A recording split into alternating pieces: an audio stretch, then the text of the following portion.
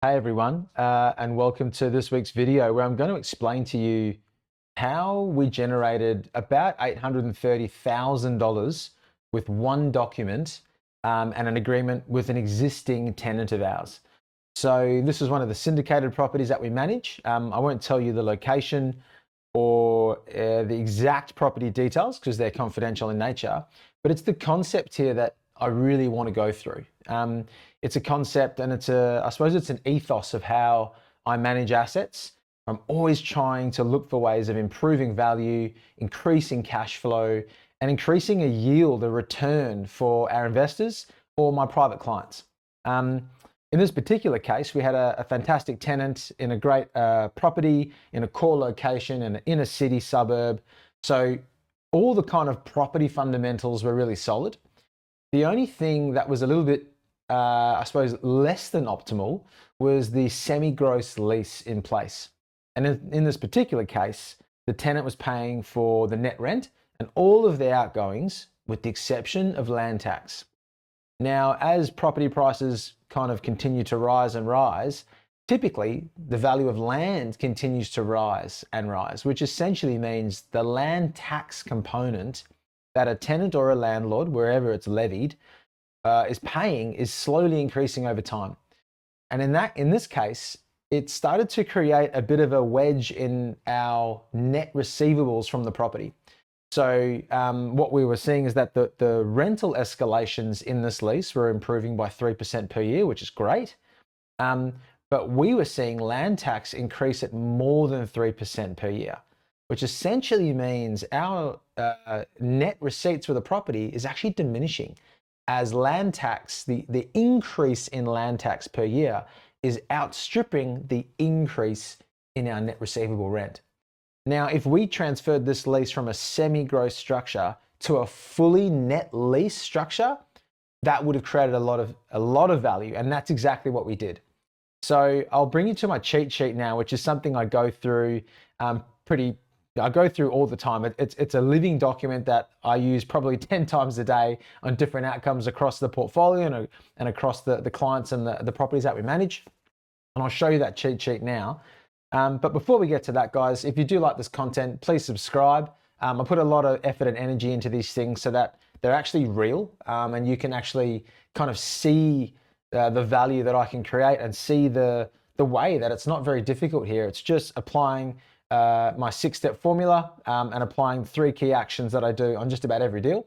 And I covered all of that in my online course. So if you do like it, please subscribe. Okay, with that being said, let's go to the cheat sheet here. So this is a living and breathing document that I have open all the time. I call it a cheat sheet because it allows us to get a really swift answer in like 2 minutes just on manipulating rent and cap rate. And those are the 2 things which I talk about in my online course. And they're really the 2 things that can move value the most, right? If you can change your rent and your lease structure, and that'll impact your cap rate.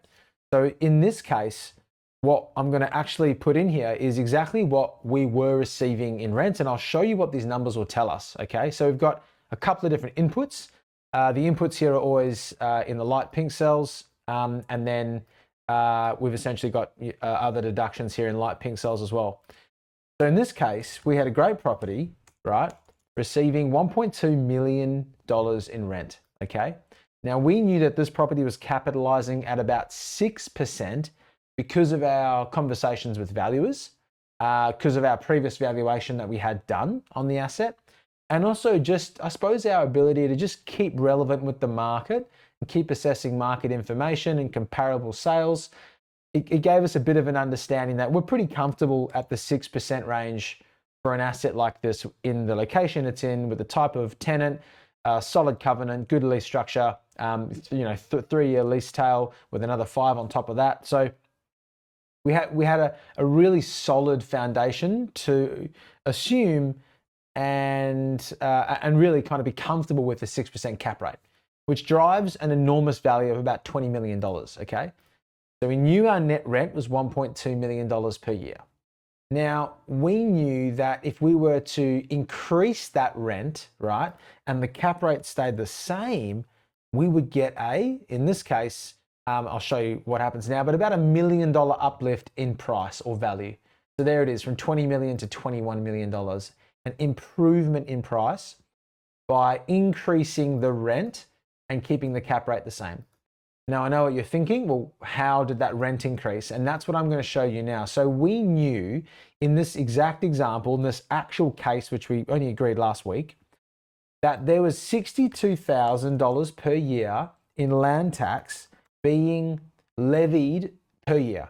And that was currently being levied on the landlord. It was the only expense that was not recoverable from the tenant as per the lease obligations and lease rights, which meant that the landlord was essentially incurring land tax, right?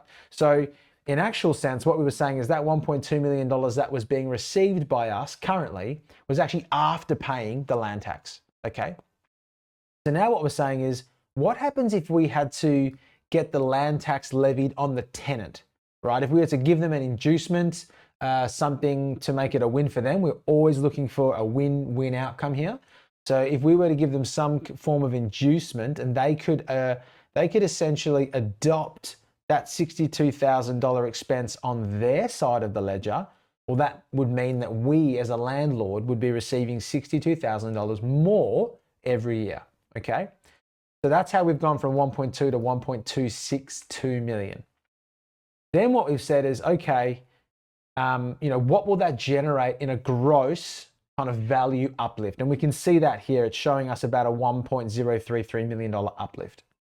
Then what we do is we use this spreadsheet to take off our costs. Like, were there any costs that we had to incur in order to buy an asset or sell the asset or actually bring this agreement to fruition, okay?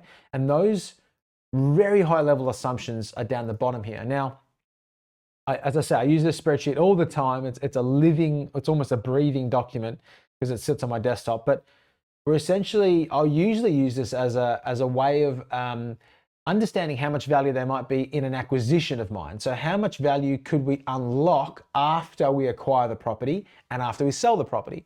What would that actually mean to us in terms of net tangible profit? But in this case, we already own this asset, okay? So I've got to remove this 2% that I've got down here. This is assuming about a 2% cost for exiting an asset. Now that might be 1 and a bit % for sales commission. It might be some marketing and advertising expenses. There might be 30 or 40 grand in that. There might be some legal costs to settle the asset. There might be some further legal costs in terms of preparing a contract or an agreed form of transfer. So, all in all, we thought around about 2% is very safe. But in this case, as I said, we are owning the asset already. So we're not looking to divest it right now. We might look to just revalue it. And on the purchasing the asset, well, we already own the asset, so we don't have to take into account 5% purchase costs either. So let's make that 0. Then the only thing we have to factor in here is the leasing deductions. And really what that's saying is the incentive or the inducement or the cost for the landlord in bringing this lease change to fruition. What is the cost of that, okay? Now, if we were to go structure a new lease for like a 6 or 7 or 8 year term, we would usually look to offer about a 10 to a 15% incentive. Now, I've actually put that in here as a 15% incentive, but in this case, again, we already have a tenant in place and they've got an 8-year tenure. And we know that out of those 8 years, 3 years of those, for the next 3 years, there is a land tax that we are trying to move the obligation or the onus of from the owner to the tenant.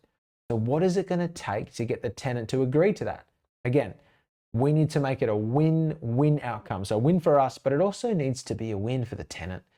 And if you do it that way, there's a frictionless outcome that moves forward with incredible speed and it brings parties together in a really fantastic way. And that's why we've got tenants literally knocking on our door saying, hey, Cal, we want to open a new store in Western Australia. Can you find us a premises? We'd love to be a tenant of yours.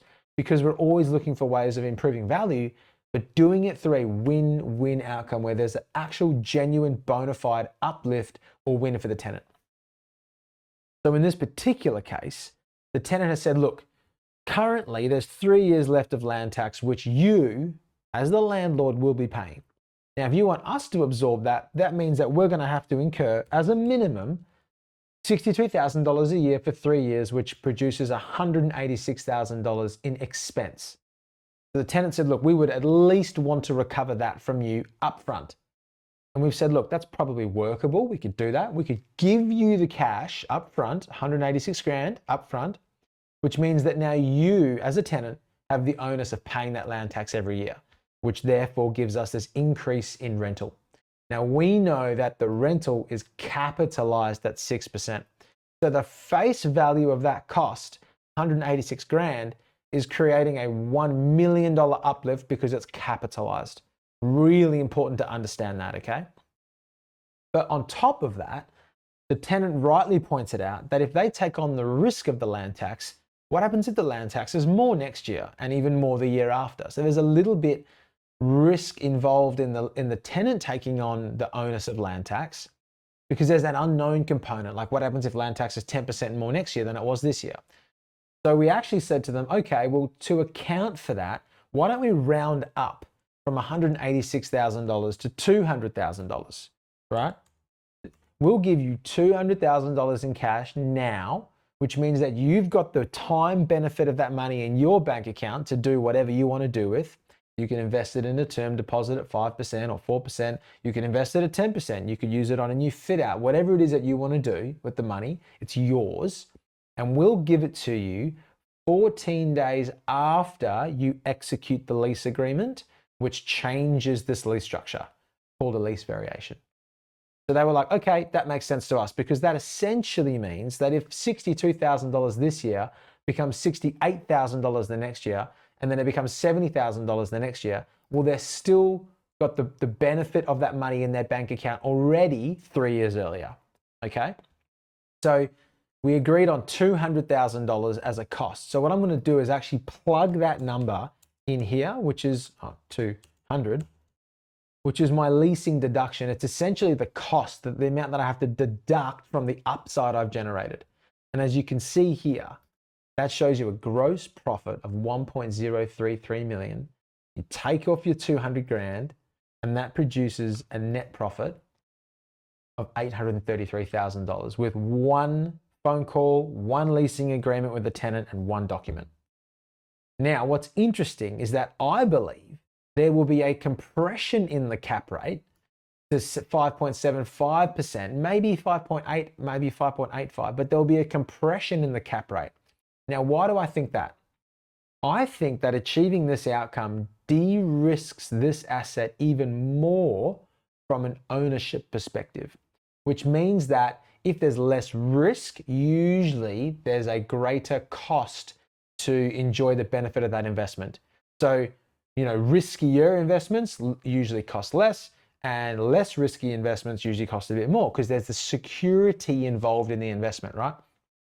So in this case, not only are we making an investment more passive in nature, because now any owner can buy this asset and not have to worry about any outgoings at all. Literally, all they have to worry about doing is receiving rental. That's it. Receiving a net stipulated rental amount per month. So there's more passivity to the investment. But on top of that, we're removing the onus of the outgoings, which means that there's less risk as well. Now that does two things. I think that increases the buyer pool because now there's more passive buyers that can enter the market for an asset like this.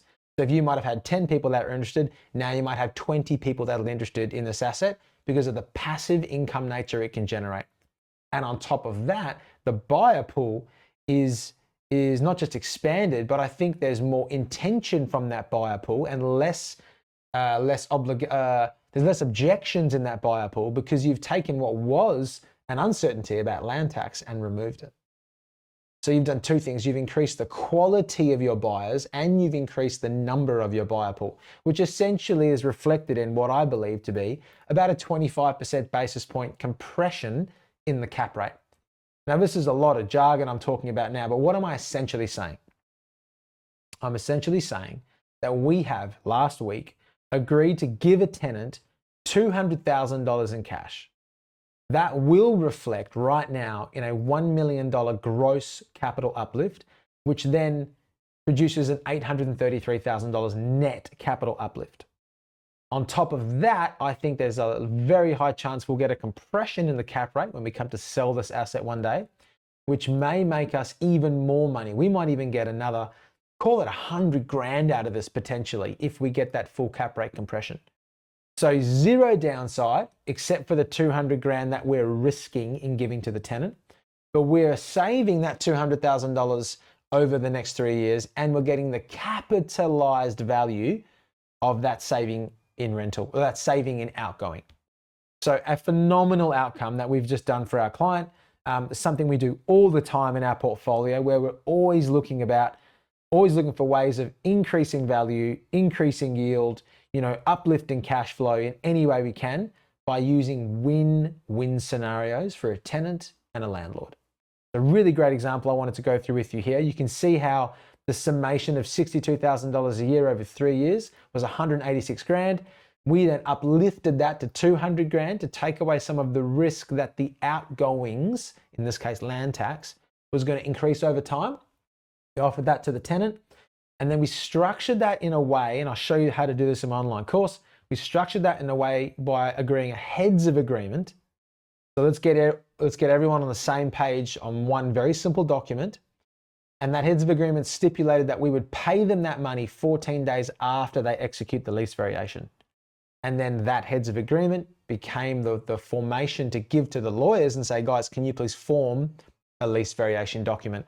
And that lease variation document then gets registered on title and protects the interests of the tenant. So guys, look, a really, really simple outcome here, but something we're doing all the time. We use my same 6 steps to do this on every property I own, every property I manage, and every property I assist my clients in managing. We're always looking for a win-win outcome by applying 3 key actions. If you want to know about any of that, please find my online course at investorcode.com.au. And if you like this content, guys, please keep subscribing. Thank you so much for watching.